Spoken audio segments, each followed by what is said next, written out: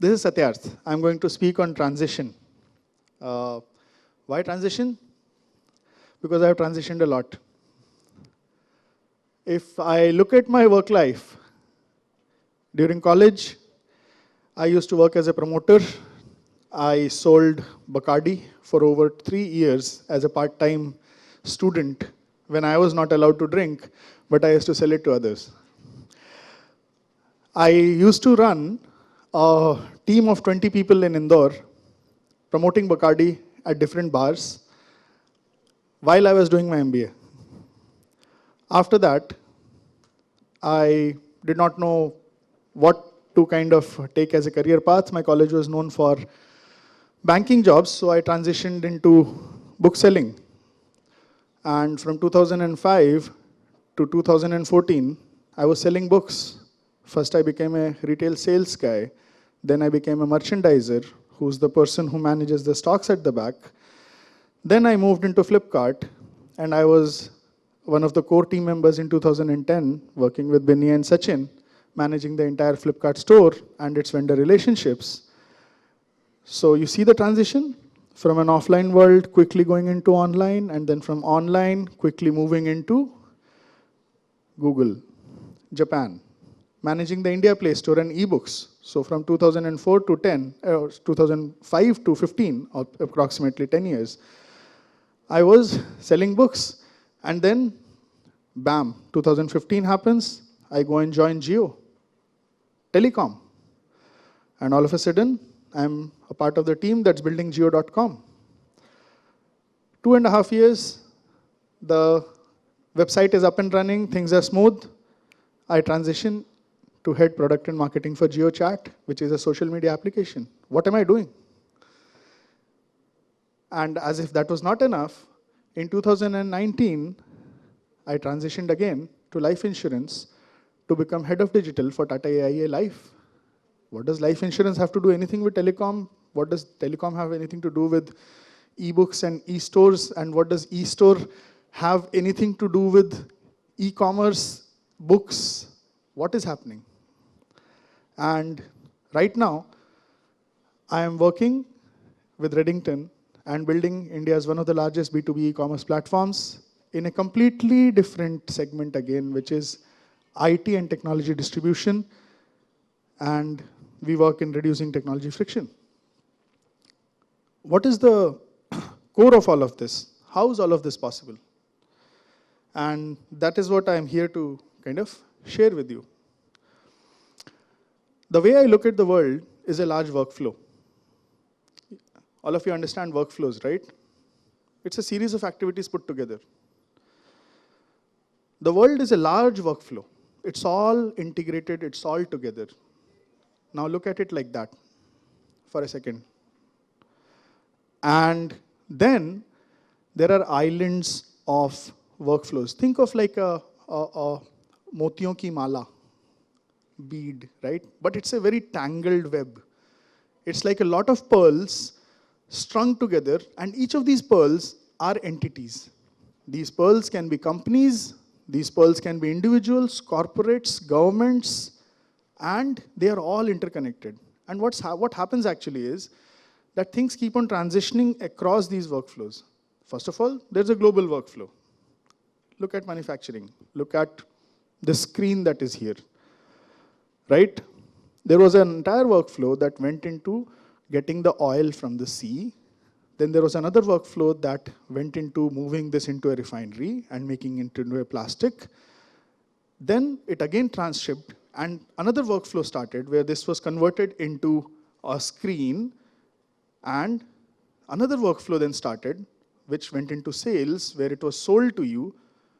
And now it is a part of a completely different workflow, where this team here gets in speakers who are here standing on stage, talking God knows what, and the screen is here silently watching us, right?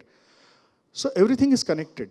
And if you can actually turn your mind to see those similarities, you can transition from anything to anywhere, unless there are policies, laws, or physical restrictions that stops you from doing that. For instance, if I want to become a soldier, maybe I can't do it right now. Or an Olympic athlete, I can't. But most of us, thankfully, can. If you look at it, the broadest framework in all of my transition has been that all of these are businesses. All of these are businesses. That means the workflow is, we sell something, we buy something at a price, we sell it for higher. That's it. This is the basic business, right? Then there is a next layer on top of it, which is, what is the specifics of this, which keeps on changing from industry to industry. When I was selling books, we would buy books for 100 rupees, sell it for 140 rupees. Simple. Now, when I transitioned into Flipkart, the same workflow continued, but the tools changed. I'm still buying books for 100 and selling it for 140, but this time I am using it using certain tools. So 60% of the knowledge remains, and 40% is what you transition out. Which 40% did I throw out? The 40%, which was the knowledge around how the books get into a store workflow and how do they sell from this particular workflow where the store displays the books, customer comes in and sells it. So if you look at the entire transaction as a series of different workflows connected together like beads in a mala, right? Then you can cut off one workflow, replace it with another. So the books transition remained.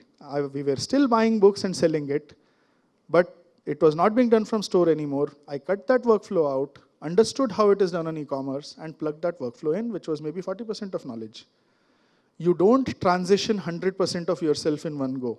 You transition bit by bit. Now, there is a new workflow that has added in my knowledge base. 60% of it is about books, the reality of books, how to buy books, how to manage money, where to buy from, which books to buy, and then the 40%, which is how to sell it online. Next comes Google. Google says that, hey, you know what? We want to sell apps. What do I do this time? Massive change. The 60% of the workflow that was around books, I throw it out. I keep the 40% of how online works. I expand that to 60%. And then I add 40% of knowledge, which is how to do it with applications, because I was managing the Google Play Store India.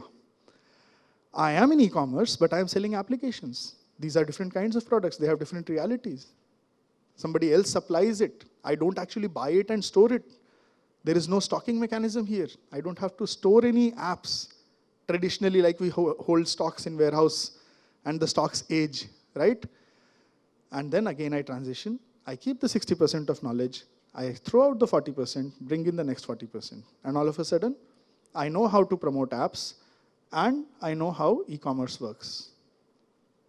I transition into telecom. Telecom is, again, selling services. It is again sales, but the product is very similar to applications. That it is a virtual product. You buy a recharge. You cannot hold a recharge in your hand, right? It's a service that you're buying, more or less, right? And I throw out maybe 20% of my knowledge base, which was around how applications work. I change it and replace it with how services work. So you see how the thread goes. If you are starting your career right now, how your career will progress is you will first of all become a subject matter expert. That's the first few years of your life. You really understand how something works intrinsically, you learn it, and you become a subject matter expert. Then the company gives you a certain more area of control. That means it starts giving you things which you don't know and you grow as a professional. Correct? That's what happened with me. I was an assistant manager. I was responsible for 20% of business, got 40% of business, got a bigger team, bigger region, all of that, right? Most of us, what we do is, we don't transition into other roles. We satisfice. What we do is, we get into a role, we learn how to do it, then we start optimizing effort. We say, bas ho gaya, I'm here now. I don't need to worry. Now let me go back and enjoy life. This was the essential part. You start building depth into it. If you join in an accounts team, you learn how the basic bookkeeping works, then you go into ledgers, a little bit. By the time you understand that, yeah, this is accounting, you stop. And then you start expecting that because I have been here for so many years, my salary should keep on growing. You stop imbibing other workflows. You stick and restrict yourself to one single workflow. And that is something I have consciously been against.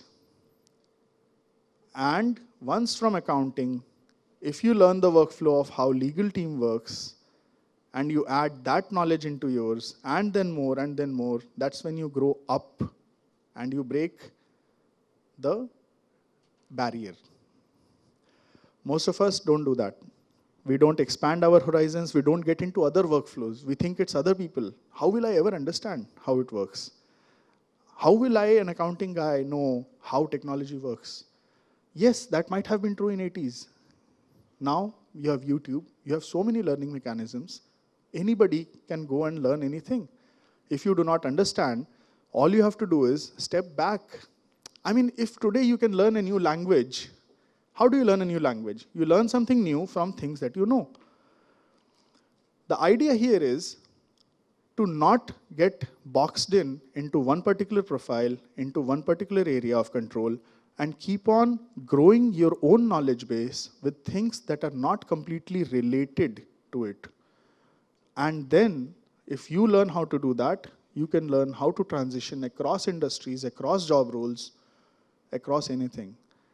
And I think the best lot of us who know how to do that very nicely, they become entrepreneurs, right? So that was my single message. Don't box yourself into one workflow. Learn as many workflows as you can. Keep transitioning across. Don't settle down. Don't become complacent that you know enough. Don't just build depth, build width in terms of knowledge. And the more workflows you know, the more this world will reward you, the more you will be cherished, respected, and the more you will be able to contribute back to society. That's my simple message. Thank you so much.